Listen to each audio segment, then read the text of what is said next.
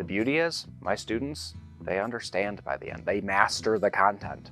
And so they walk away actually being biomechanists that outperform my master's students back when I was at Iowa State, which is really cool to see. This block for biomechanics, students are working on using kinetics and kinematics to analyze body movement because biomechanics is the physics of human movement. I'm in biomechanics right now, and what we're doing is essentially figuring out how the body works. We do group learning and we do a bunch of group problems to help each other out and learn from a more wide perspective. The students feel like they're accomplishing something together. They're tackling questions on their own, and we're just kind of facilitating them along. We're not sitting there lecturing at them. We're not trying to force them to learn.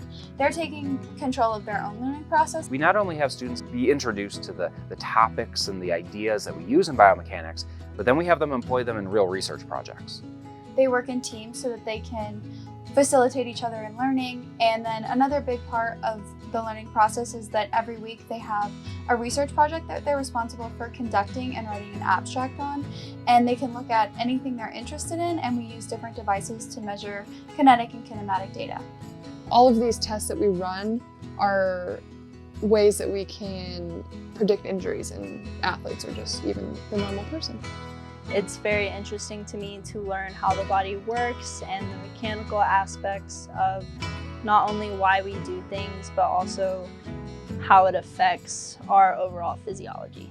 I took this class because I am a physical education major, and this stuff is really important to get to know, like, your body and also just different aspects of how I can potentially help my student athletes train, or maybe even exercises that will help me in my future classroom. I've had a knee injury, how my knee moves based on like different tests or different jumps or the way I push off.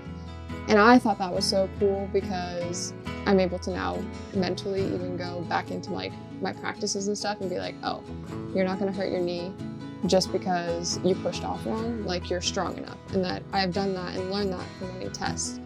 It is impossible to do research by yourself. You have to have a team of people. And team-based learning allows us to assemble these diverse groups of people that can collaborate together to accomplish those same goals. Let's be honest, it's biomechanics. Nobody's good at it in the beginning. I shouldn't judge them for that. So instead what we do is we allow them to master it over time through multiple revisions and feedback until they give me the evidence that they understand. And then that's their grade.